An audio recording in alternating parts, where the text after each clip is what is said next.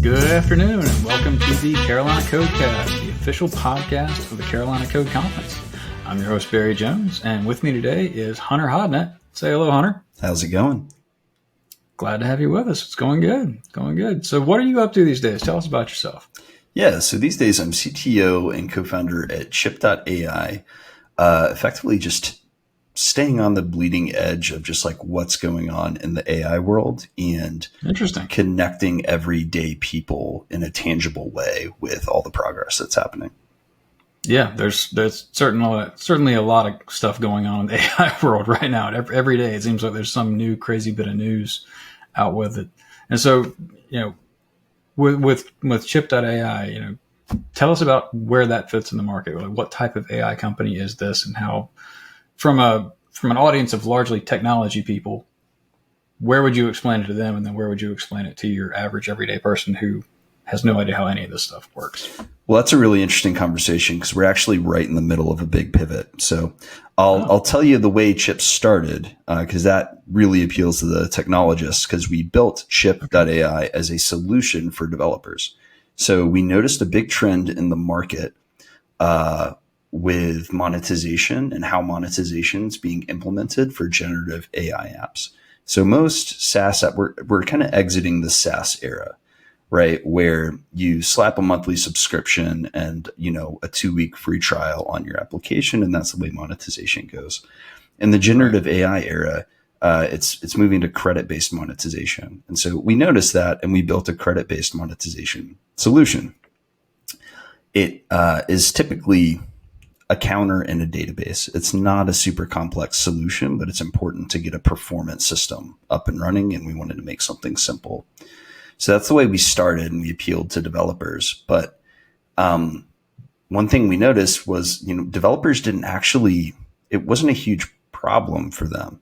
They were fine, adding a counter to their user object in their databases and just making these packages themselves as like products in Stripe. And so what we then discovered via a feature on Chipp.AI we kind of called it the playground. It was just a way to demonstrate how to implement Chipp, right? And so we did a little chatbot.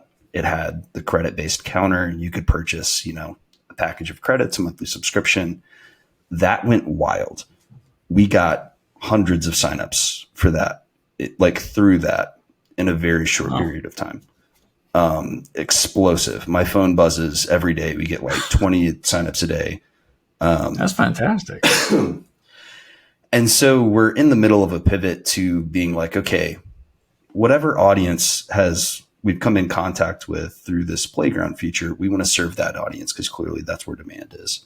And so what we are today is we enable people to deploy their knowledge to their audience via AI agents, or as OpenAI calls them, assistants. And we give you like a branded login.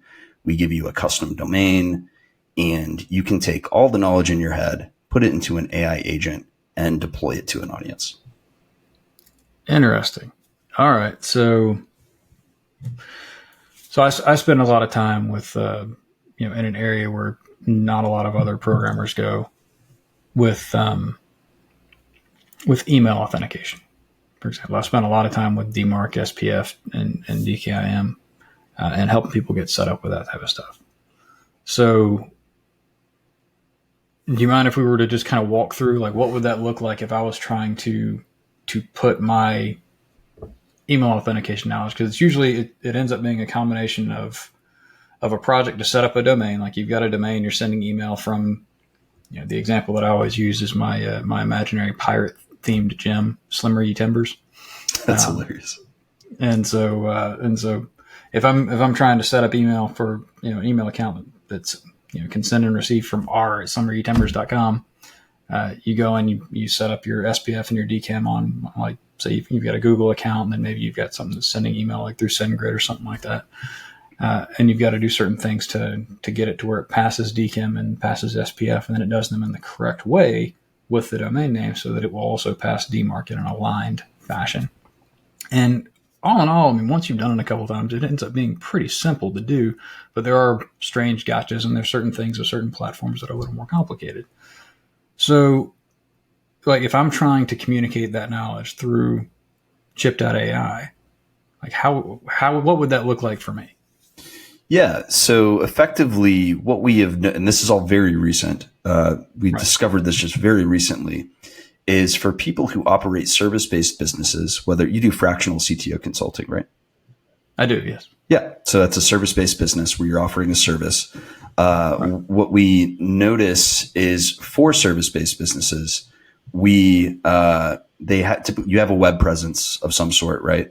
You have a top of funnel website where you acquire leads. What we've noticed is people are deploying Chipp. They're taking, so for example, all of your knowledge may be contained in a Notion document or some kind of maybe a markdown formatted file, or it might be a PDF, or it might be a Word document, but some textual. Obsidian for me. What's that? Obsidian for me. Obsidian. Yeah. Some kind of a text-based document, right? What happens is you upload that document into a vector store. And effectively, when a user types a sentence into a chatbot, there's a process called vectorization where you you convert text into numbers like vectors, right? So if you've done like physics or whatever, like it's an actual vector, a series of numbers that make up a vector. And the text in your document, all of your knowledge gets converted into vectors that are stored in a vector database. And when a customer comes to your website where you have a Chipp.AI chatbot embedded somewhere, they can type in their query and be like, hey, I'm aware of Barry. I listened to his podcast. I've seen his social media content. I'm not ready to give him a direct call yet. I kind of want to know a little bit more about what he offers. I want to know that he can solve some sort of problem for me. Right. They go into a chatbot and they type in, hey, how do you might offer a chatbot. What is it? Email. What's the topic? So email authentication. Email authentication. So you've taken all your text-based knowledge about that, loaded it into a vector store, created a chatbot, and embedded it into your site. And customers can then type in a query about email authentication. And then their query gets converted into a vector. And there's a process called cosine similarity, where essentially you just run some math and say what text that is in that document, the text that's in that document that you uploaded, what text is most similar to the thing the customer's asking. That text is then pulled out and given to an LLM, and you can instruct the LLM what to do with that. You can say, hey, you are an email authentication bot. This is the text that is most similar to what the user's asking. And then you have a variable where that gets injected. And then you tell the LLM to generate a response, and it just has a conversation with the customer. And so then that person, but it's limited. It can't replace you. None of these technologies can replace you. But it gets the customer further along in your funnel. And so we're finding that these chatbots increase conversion rates for service-based businesses. Interesting. All right. Well, so let's actually steer it towards something that you helped me out on a little while back. So you recently, came to the Greenville area from Austin, Texas. Yes. Right. And so you've been here since I believe you told me March of this past year. March of this year, yes. And so I was able to meet you at some local tech events in the area because you moved to the area and then immediately got involved in the. I kind of just showed up. Yeah. You did. You just appeared, and I was like, wow, he's here for everything. Yeah. And as I was getting the conference set up and I was going after sponsors, you were the first person to volunteer to say, hey, I want to help you get sponsors. And that was awesome. Thank you for that, by the way. And so, the sales funnel that I'm most accustomed to is the sponsorship sales funnel for the conference. And so for something like that, if people were just asking questions about, if I'm looking to spend about this much, or I have this much budget, what can I get for this? Are there any trade-offs or anything like that? Is that stuff that I would put in like a published document on the site, or I would just leave it entirely behind the scenes for the chatbot to know about? You would leave it entirely behind the scenes for the chatbot to know about. Okay. Yeah. That's interesting. All right. maybe an opportunity to get you involved with the conference this year. We'll Sure. Chipp.AI on our sponsorship sales funnel. Yeah. See how that goes this year. All right. So what brought you to Greenville? Yeah. So my stepsister lives in the area. I have friends from high school and college that live here. Families from North Georgia. I'm originally from North Georgia. Went to Auburn University, so I went off in Alabama. I'm very sorry about that for this year for your football. I know. Yeah. Anyhow, can we make collegiate sports off limits as well for the? Anyways. Not in this part of the country. Yeah. So from the region, got married to my wife in Austin, and she's originally from Oregon. We did not want to. Oh, wow. We kind of thought about, do we go to Oregon where her family is, or do we go closer to my family? We decided to be closer to my family. So decided we wanted to move back to the region, looked at Marietta, Atlanta. It was just too big for us. And then came to Greenville. Greenville has like a marketing department, like the whole, that Greenville, all that stuff. And so we saw all the content, came, visited, obviously my stepsister's here. So they showed us around, and we were like, oh my gosh, this place is like a not so hidden gem. Like, this is amazing. And so it's beautiful. Yeah, it was a very easy choice to make. Nice. I'm glad to hear that. So you were in Austin before, and I know Austin has a reputation for a booming tech scene. Isn't that where South by Southwest is as well? It is, yeah. Okay. I've never been to South by Southwest, but I've heard a lot of stories. Did you ever go while you were out there? I didn't. I wish I did, but the tickets were really expensive. And then I always ended up, because I lived downtown in Austin, so it was like all I had to do was step out my doorstep. And it's like I was at South by Southwest anyways. So fair enough. Yeah. So what was that like? I mean, I've never been to Austin, Texas, but I've heard stories. But what's your take? What was the tech scene like out there? It was good. It was a lot of B2B SaaS. So I had lived in San Francisco before Austin. And so San Francisco seemed like the B2C, the names everybody knows, like Lyft, like all your big tech companies were out of that region. And in Austin, It was a very strong B2B scene. So companies you may not have heard of, but were highly profitable. And then when I moved there, it also started getting a little bit more of a B2C kind of a scene. And it was a lot of fun. You would just meet people like founders or investors or software engineers, like just going out and like having a nice day at the park. So it was one of those places where there was a really strong network effect in place, and you couldn't help but bump into people who were, founding companies or doing something really, big. That's pretty cool. That is pretty cool. So, I mean, what was your favorite thing about Austin? My favorite thing about Austin was probably the river, like the Colorado River. It's called Lady Bird Lake at the point where it goes through downtown Austin, but it like goes right through downtown. And it's like a river. It's like something you can hop in and like, boat down. Nice. It gets insanely hot in Austin, like very, very hot. Do that in Greenville, you just go over a waterfall. Yeah. Right. Yeah. And so like the river was the main way to cool down. And so, it was just that bunch of people there. Like, yeah. So. Yeah, there's definitely a lot of money out in Texas. I was out in Dallas for the first time ever earlier this week, actually. And I got to visit a complex where all these investors are. And it's basically only investors leased space in this conference and in this complex. And it looks like a college campus in terms of the architecture and the structure. And it was just, you're just looking at the complex going, how much money was spent just to have offices here that people could rent? It's crazy. Yeah, it's insane. But it seems like there's a lot of that. But Texas is getting very popular. It seems like a lot of people are moving there. A lot of tech companies are moving there too. Yeah, there's definitely a lot of money there. Like you said, their power grid is terrible. Texas is obviously Texas. I lived through 2 snowpocalypses, right? I was there for both of them, and I was downtown. So I was like right in the disaster zone.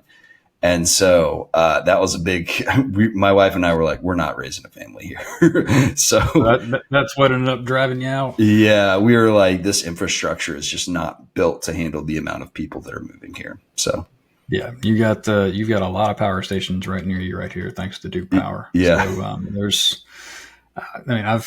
So So what part of Greenville do you live in? I live in North Main, so I'm like 5 minutes from downtown. Oh, so you are right in downtown. Right in downtown. All right. So I'm in Easley. I'm about 10, 15 minutes from downtown. Oh, cool. Drive wise, but I've been living here for 20 years, and I think we've maybe had a total of. There was one day during a week-long snowstorm where there were some serious power outages in other places, and I think we lost power for a total of 18 hours for that. Yeah. Outside of that, I don't think we've been out power with more than about 30 minutes. That's awesome. And the rest of the 20 years we were here. Well, the thing about Austin was it was so anonymous, right? I didn't really know my neighbors. There was no incentive to know your neighbors. Like it was kind of and then when the power outages happened, it just kind of like you really felt the effect of like not having community around you. And so I got a lot of friends. I have a lot of friends and family here, and so I was like, listen, if anything as bad as what happened happens, I at least want to be around friends and family, So absolutely, that makes a lot of good sense too. I mean, you can't really argue with any of it. It's I guess that happens a lot when people move around a lot. I know that was something that when my wife and I had our kids. We've got two kids, 14 and 12 years old, and it wasn't until my son was about 7 years old that her parents moved to be within about 15 minutes of us. They're over in Powdersville area now, but they were living 3 hours away before, and we didn't have any other family in the area. And having her parents nearby became such a life-changing experience for us in terms of raising kids. It made everything in our lives easier. Yeah. And I think about it all the time because I didn't realize it at the time. Because you're just thinking, all right, well, we got to hire a sitter, and then we got to find a sitter, and we're looking for sitter services, and then you're interviewing them to find out how good they are. And then the second child comes along, and you've already done this song and dance, so you're not really worried about it as much anymore. But it's, but having to go through that process versus just being able to either drop the kids off at their house or have them come over and help out if there was something going on, it makes you think about how many people up and move to areas away from their families for work. And then when they're ready to start a family, everything is suddenly a lot harder. Mm-hmm. And it wasn't anything that was on your mind until it became a problem. We've got a baby due in January. So definitely first one. Yeah. So been going to all the classes and everything and learning about what's in store. So we, Good luck. Yeah, thanks. And we'll see you in 5 years. Yeah, see me in 5 years. Yeah, I said that in a group the other day, and two guys were like, "Sleep now." So, but I'm ecstatic. Could not be more thrilled. And I mean, my wife and I were both very transient, kind of like in our 20s and 30s, and you really feel the effect of transiency, like especially when you want to do something like have a family and put down roots. So we're super happy to just like Greenville. We've stuck our flag in Greenville, and we're like, come whatever happens, we're sticking in one spot. So I can absolutely feel that. We talked about moving off and on throughout the first few years that we were here.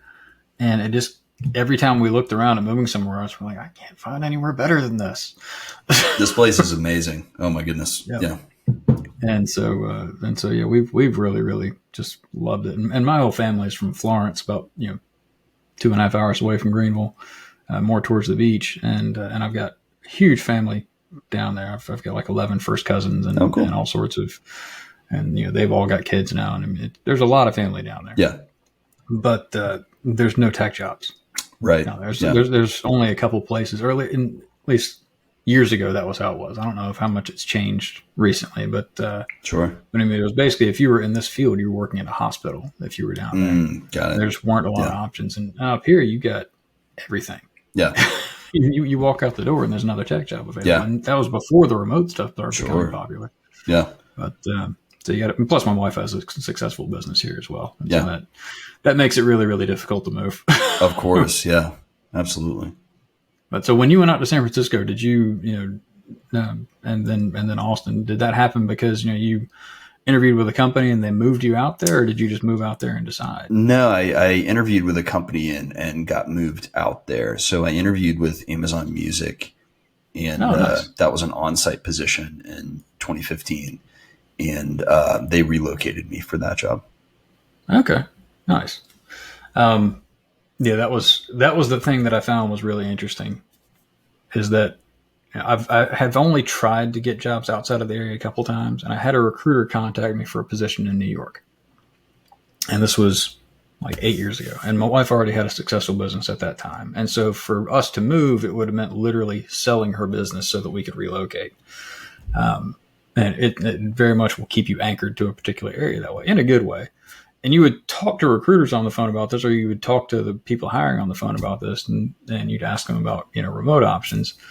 And they would think it was odd that I wasn't willing to just fly up there for 5 days a week and then fly back. I was like, that's insanity. Who is okay with that? Who does that? Yeah. But apparently a lot of people are. But I've heard there are actually flights out of Charleston that are basically for people to go from Charleston to New York and then turn around and fly back on Fridays. I've had I before Chipp, I was working at a New York-based company, and it's a pretty easy flight. You get a direct Greenville to New York flight, so it's actually It wasn't really that bad. Yeah, oh, that's nice to know. I don't know if I would do it. I'll keep that in mind every week. This is ridiculous, but yeah, yeah, it would take a lot to pull that off. But it was so let's see. Let me drive back to some topics a little bit here. So. We'll stick with Austin for a minute before we segue back into Greenville and Chipp and all that. So when you were out in Austin, you were doing the fractional CTO thing as well. Yep. It looks like, and was that with a company called Cottage, I believe? It was, yeah. I was doing. So I started freelancing and just building MVPs for startups, and then noticed that I wasn't able to get. Startups were very strapped in terms of cash. So nobody could really afford to have me on full time. So to make that position work, I took multiple contracts. And then that's how the fractional CTO role spun out of that. Yeah, that was a term that I didn't even know existed until I started seeing other people using it. And I just adopted the title recently myself last year because I didn't really know how to describe what it was I was doing. Yeah. I wasn't really sure what the official role for it. And apparently that was what it was. Apparently what I was doing was basically just that I was trying to invent names like technical stewardship consultant and stuff. And I like that. That's a really good description. I liked it too. I thought it was pretty good, but nobody knew it. You do a lot of, or if they did, they weren't Googling for it. You do a lot of Scrum stuff, right? No, I really? Hate Scrum. I'm passionately anti-Scrum. Oh, sorry. I apologize. I didn't mean to give you that label. No, yeah. Don't you? We'll shake your fist, whatever.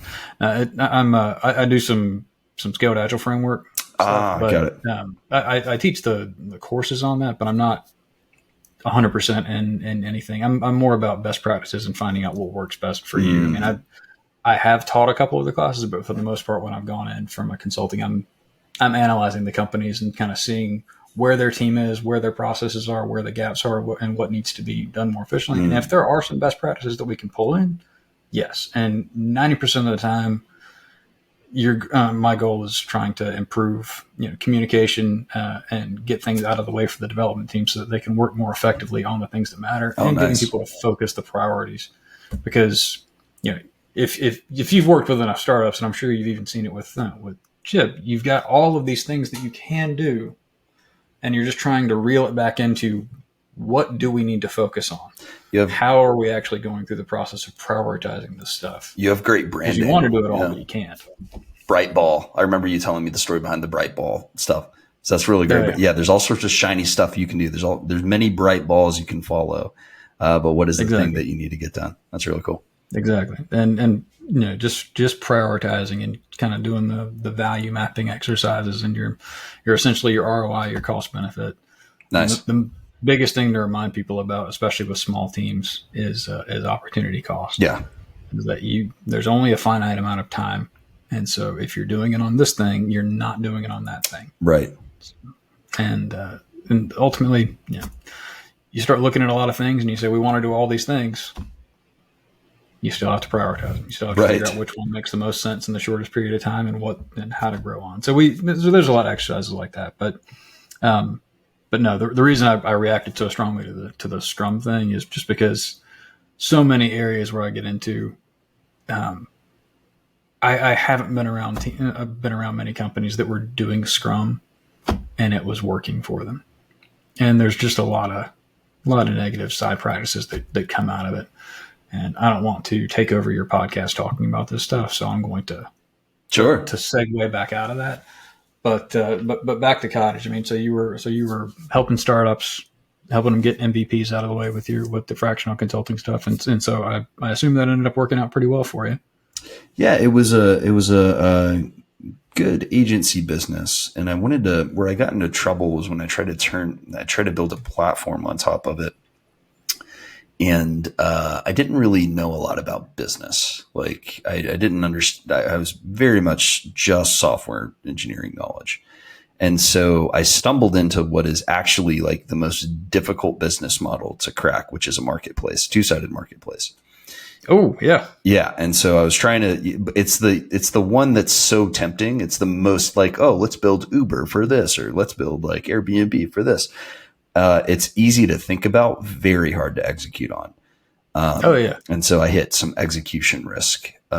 Especially if there's any other players in the market too, because then you got the network effect already built into them and you've got to win everybody at the same time. Yeah. And they say like kind of a humbling thing that can happen to like a first time founder is you go into a market thinking that you're going to just revolutionize everything, but you end up actually discovering why things work the way they work. And that happened to me in a big way. I was like, oh, this is why it works that way, you know? Yeah. So there's nothing quite like pulling the veil of naivety back. Right. Yeah. Going, yep. So if only everyone just did it this way. Oh, that's why. Right. There are problems that are addressed by all this process in place. So, yes. Yep. So instilled me with much more humility towards, the way I approach my career.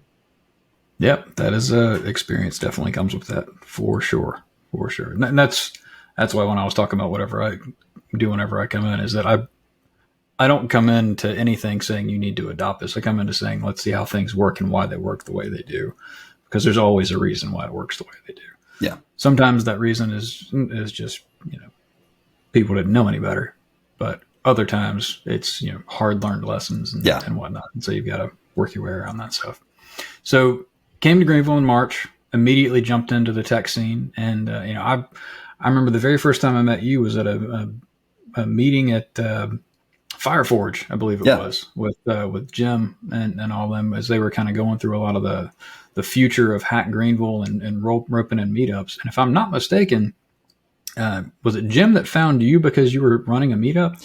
Yeah, I came to Greenville in the way that I acquired the way I kind of just got in touch with people in Austin was I would run meetups, right? I was running an agency business and meetup.com was my chief acquisition channel.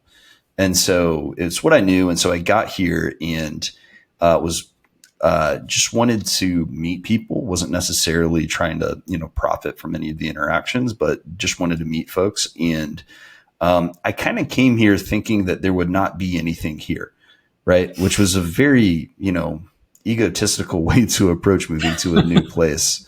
So it's kind of a jerk thing, but I know now. Right. But, at the same time, you weren't wrong because a lot of stuff washed out during COVID. There was so much. Those meetings with Jim were about rebooting things. Totally. So that just, not that I'm of that mind now, but that's the mindset that I was in when I first got here. And so I was like, I'm going to start this tech meetup and we're going to do this and this and this. And I had used AI to actually generate the description. And I did not know a whole lot about, some of the flaws of LLMs at that time. I don't think a lot of people did. And it had given this overly broad overview of like what this tech meetup was going to be that I didn't actually intend it to be, but I just copied and pasted. Very bad idea. Never copy and paste directly from an LLM. Oh no. And anyways, Jim found except Chipp.AI. Except Chipp.AI, right. So but it's very important that there's a human in the loop aspect to it. Like you want to get customers to a human conversation with you. You don't want them, those bots can't solve their problem as well as you can. And so I got here, I had this overarching meetup group. I had one or two people showing up to my events, nothing big. But somebody reached out to me and be like, hey, actually, there's this really great technology organization that already exists. And like, it'd be great if you want to be a part of it and contribute to the thing that is already here. And that was how I found out about Hack Greenville, and I saw all the great infrastructure they already had in place. And, Yep. They just had all this stuff already working. And I was like, oh, wow, there's so much already here. And, after that, I found Upstate. And so, all the necessary pieces for like a thriving ecosystem were actually already here. And I realized like, hey, best thing for me to do is to just be a pair of willing hands and jump in and help out and make the thing that's here as great as it can be. Like put my efforts toward the things that are already pre-existing. Absolutely. And again, it's definitely been an interesting dynamic because, prior to COVID, there were tech meetups for every programming language under the sun, and they were all meeting very regularly. It was a really booming ecosystem, but each meetup was run by an individual person. And when COVID happened, for the most part, people were going to those meetups to see people in person. They weren't just there for watching a topic on Zoom. And especially with the Zoom fatigue, people don't want to spend their time after work on another Zoom call. Right. There were some that managed to find more effective ways to work through that. Like I interviewed Jace Eckerd, who runs the Upstate Linux user group, and they managed to combine with the Columbia group during COVID, and they would alternate who was doing the speakers, and they actually grew out of COVID. But a lot of them just ended up stopping meeting altogether. And one of the really complicated things about it, and one of the reasons that the Jim's been so active in trying to kind of get things more stabilized going forward, is that when a single person goes and runs a meetup, it's all on you. All the disappointment when you schedule it and people don't come out, all the surprise when a bunch of people do come out and you don't have enough pizza or whatever else, and the work of going and trying to find sponsors and stuff to facilitate it and keep constantly getting the word out and being consistent about it enough so that you can build it up over time. And there are people that you can lean on to get advice and kind of make it so it's not just all on you, because it benefits everyone to have it. We still want your initiative to go out and say, I want to meet up on, I know you're a big TypeScript fan. So if we were going to have a meetup on TypeScript or a meetup on AI or something like that, and you wanted to start one, having a way to start that and help you get the word out and help you without having to pay for a separate meetup account and spread the word to people, or to have sort of a demo with the quarterly Hack Greenville meeting where they will have multiple talks and you can kind of go out and give a talk and then say, all right, so hope y'all enjoyed it. I'm going to be starting like a monthly meetup about this topic. Is anybody else here that's interested? And it's kind of a good way to do a launch point for new meetups in the area and test the waters. And that first, Hack Greenville nights back in October, I think there was like 60 something people out there. Oh, wow. For a local meetup was pretty good. And they had 4 different talks, and it's, if we keep that, necessity of attending that every quarter kind of up for people, it'll be a really good place to launch things from. And so I'm glad to see that. And it's great that he was, looking out for that. That's actually how we met Nate, who did the 3JS meetup. We saw he started so what's this 3JS technology? And somebody's starting a meetup about it here in Greenville. And we roped him in the same way that we roped everything else in. And so how we found you. And Meetup's a great way to do discoverability. Yeah. It's a great way to find things in the area. It's a fantastic platform for that. Yeah, I've really, really loved it. Yep. I feel like I'm monologuing a little bit at this point. But post 2020, it's been interesting because so many people have moved to the area. Yeah. From the explosion in remote work, and there's some fields where I think it's, they're trying to go back to on-site for a lot of stuff, but for programmers, I don't know that it's ever fully going back to that, because there's too many opportunities that fit it just naturally. Yeah, it feels a little bit like musical chairs. Of like, I do notice quite a few. There's obviously way more tech jobs than I think, way more remote tech jobs than did exist, pre full remote. And I have noticed like the big tech companies seem to be pulling people back into office in quite large numbers.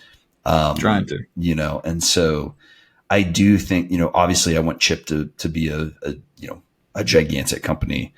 And so I do think there is probably a physical office in our future at some point with some kind of like a hybrid, thing going on. But I do think there are a significant number of just like permanently remote jobs, especially for software engineers, because it just works so well with the profession. Absolutely. But everybody learned how to do it effectively. Yeah. And everybody learns how to do it effectively. I do find myself sometimes the way we, make it work is we do like an offsite every 6 weeks where we just get together for a week and we do like some intense in-person collaboration. And that's typically enough for us. I've seen people advocate on the remote side of things for sort of a regional area, so that you're at least within a few hours. You're at least within reasonable driving distance if you wanted to get together periodically. There wasn't a huge task, and I appreciate that model. Yeah, and here in the Upstate, in the Greenville area, you've got a great area to draw on because you can easily pull from Charlotte and Atlanta and Charleston and Augusta and Knoxville, and even Chattanooga is only about 4.5 hours away. You've got a lot of options to kind of have an orbit where you're all for the most part in the same time zone. And if you wanted to pull everybody into Greenville periodically, once a month or something like that, it wouldn't be too much trouble to do it realistically. Because getting that in-person time does really matter. That's actually one of the things that's fun to advocate for on the scaled agile side of stuff is they do this thing called PI planning, which is every 8 to 12 weeks, depending on what you set your schedule up as. You have this big like 2 or 3 day planning meeting, and they really advocate for it to be done in person.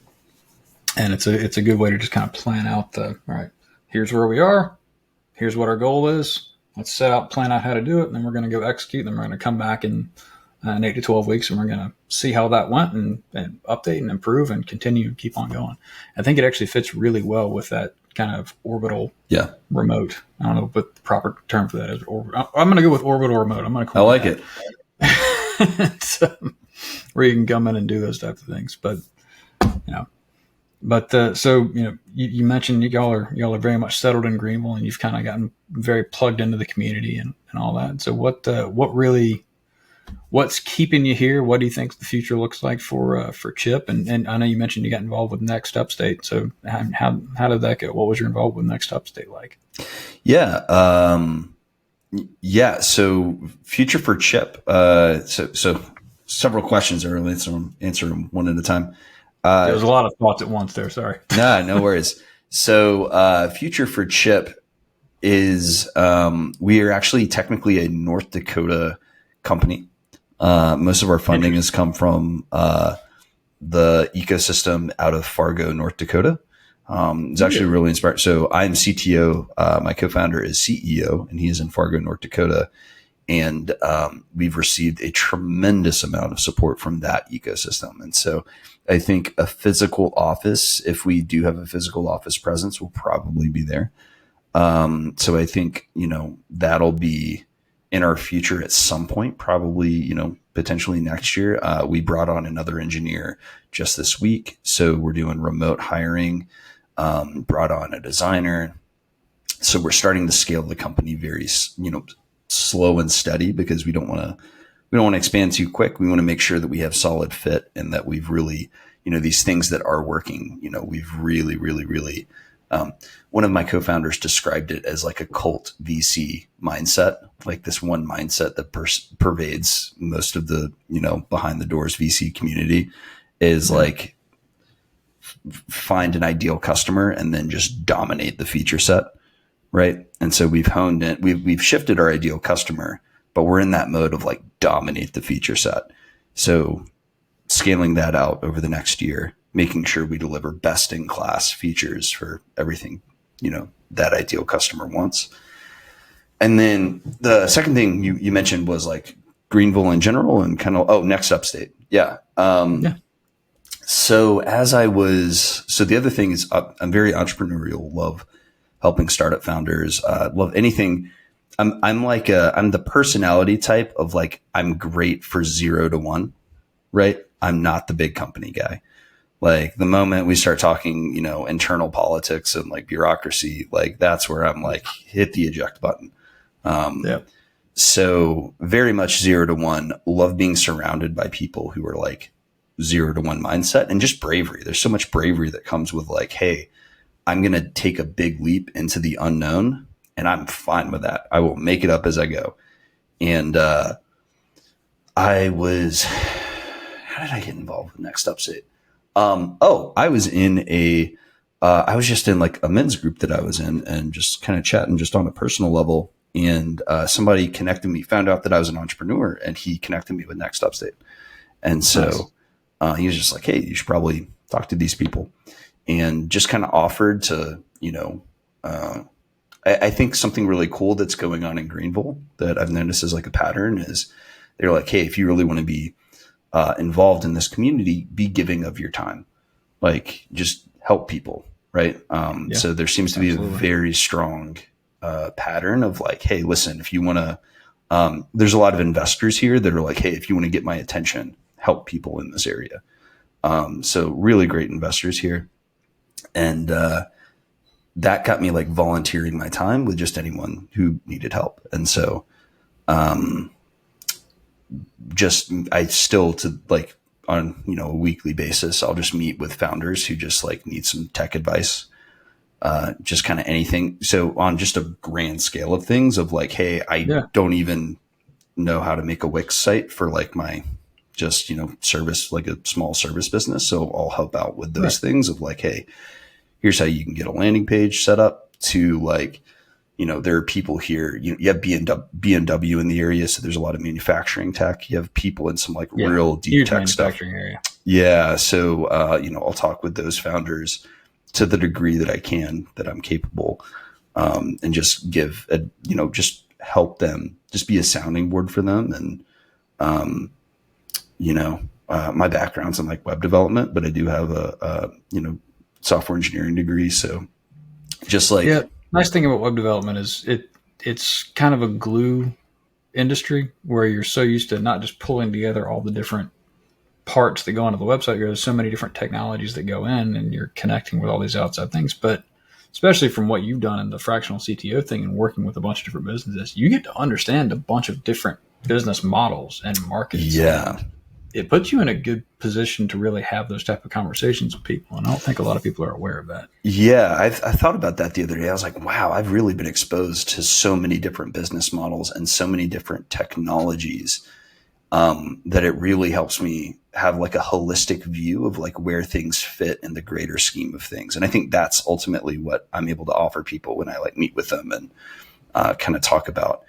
I like to visualize businesses, especially technology businesses. And then I had this graphic in a workshop I did of like the funnel, and like, this is your business is a funnel, and like, here's where your pieces are. Even if you're like a deep tech, you have some kind of web presence, right? That funnels into, hey, buy my robot, or, something like that. So we need to grab a cup of coffee sometime and talk about the Carolina Code Conference funnel. I need some Hunter advice there. Totally. Yeah. And so there's just it's also one of those things where it's like, there is so much vibrant, technology. There's such a vibrant technology ecosystem here. And the one thing I notice with most people I meet is they think they're all kind of seem like marathon runners, right? They think they're in their own lane. They're doing their thing. They're incredibly ambitious. But sometimes I notice, like, sometimes if you think you're alone in doing that thing, you're like, dang, like, am I crazy? Like, is this audacious, and having founders and other people around you who are also ambitious and audacious to like, just be like, no, that's amazing what you're doing. Like, keep going. Like, it doesn't matter that there's things you don't know about it. Like, just make it up. Like, keep moving forward, So you find a way to make money on it, and it will go.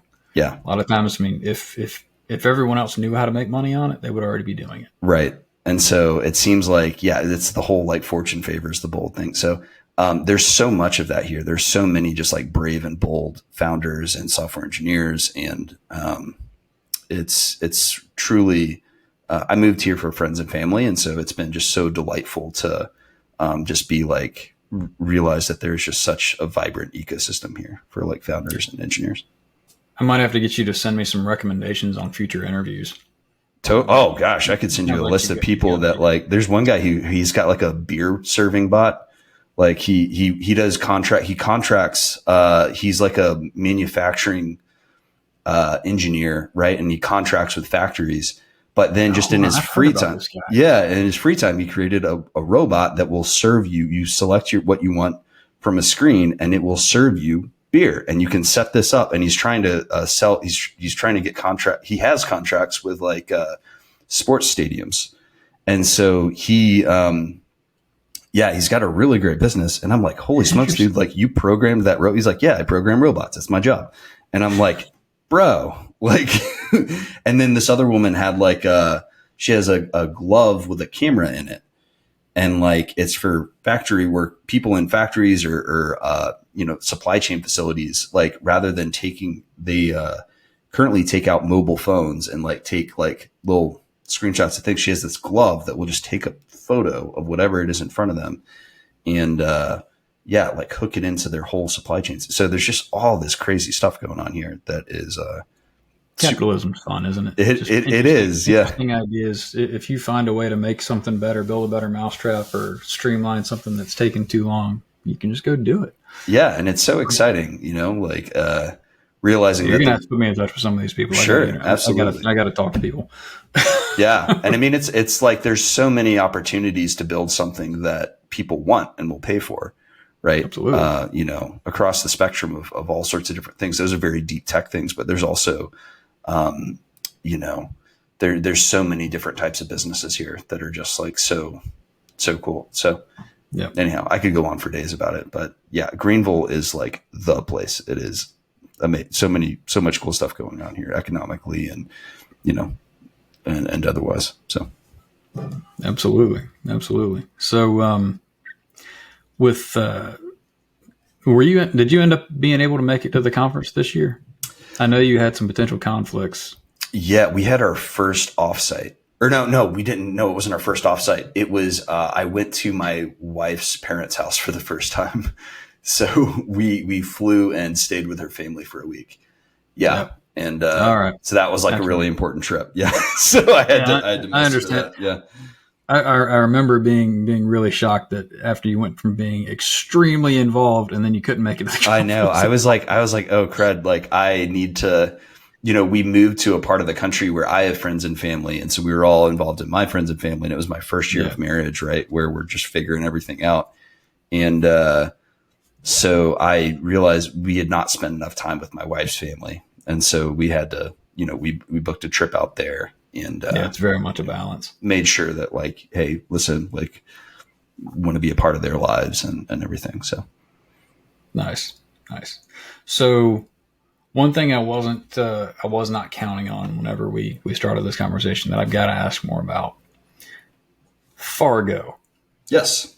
So I don't know anything about Fargo, North Dakota, aside from I assume it's cold. Yeah. And the movie. That's what everyone knows. Yeah, I feel so terrible now that I know more about it. And I, interestingly enough, my stepbrother-in-law is also from Fargo. And so when I got into this business with my co-founder who's in Fargo, lots of interesting conversations.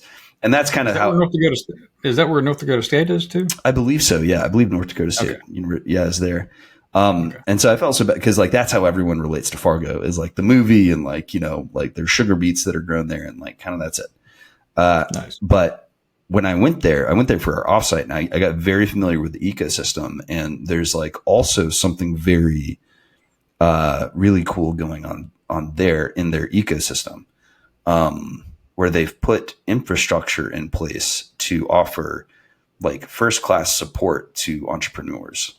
And there's a very, my co-founder he's like lived in that region for most of his life. Right. And so, there's really cool thing. It's really cool to see like when you choose to like have like deep roots in a community, like what the fruit of that can be. Because when we needed investment, somebody's got to raise money to like do the thing. He was, in that community and received a lot of support for the business venture that is now Chipp. And there's tons of things that I could name individually, I'd probably take up a bunch of time, that they have done to actually create, like, to stimulate economic prosperity there. They have these things called Renaissance zones, where they'll take an area of the city that, maybe has like abandoned factories or something like that, and they will set aside public funding to create like a really trendy public space. And then they'll host tech meetups in the space, and then the area revitalizes. And it was really cool. It's really cool to see. But yeah, nice. There's economically Fargo, North Dakota, like a lot of good stuff going on there. Very, very cool. And so let's see. I do know about North Dakota State a little bit because they had a really good football team for a long, just to bring it back to collegiate athletics for them. Yeah, let's get back to it. To the point that they were actually featured on like College Game Day a few times, and I think College Game Day even went there for some championship games that they had, or regular season championship games or something at some point. But it was really interesting to follow along. I remember they had like a big dome, or not a. They had a big indoor stadium because it was so cold, and it was like a really, really cool environment. Everybody seemed to really love it up there. But we've been talking about as a family just doing like sort of an upper Midwest trip, like hitting like Yellowstone, maybe hitting the even going potentially as far as like the Scablands in eastern Washington. Oh, nice.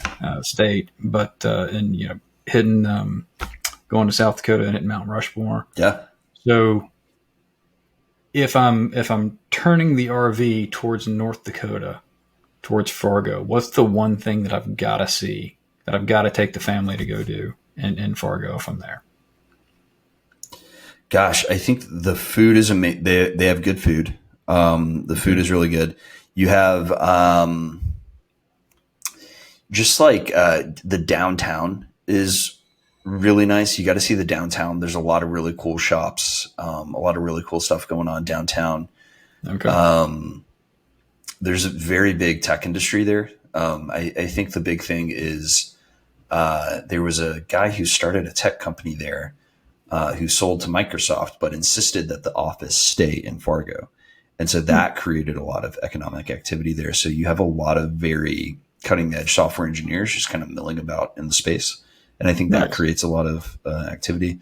Let's see what else. Nothing for a family visit yet. Nothing for a family visit yet. It's a very cool place if you're just like it's a great place to be an entrepreneur. Great place to hang out. There's good food, good people.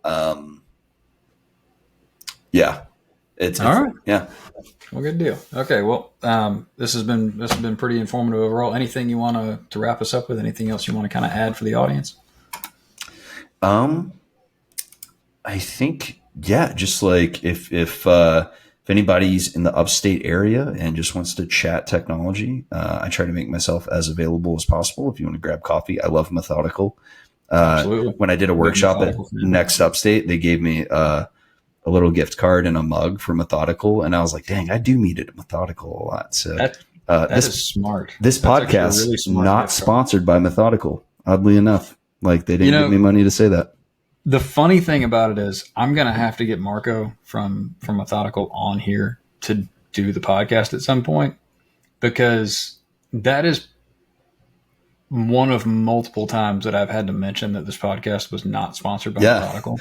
It's the best place to meet, Because goodness gracious, they've taken over the tech community without us even realizing it. We're all living by Methodical. They've really captured something. They've captured kind of like the stimulating creative atmosphere where like you want to meet there. So anyways, if anybody hears this and is like, hey, I'd love to talk to Hunter, shoot an email to Hunter@Chipp with 2 P's CHIPP.AI. And nice. If you're in the area, we'd love to just chat technology.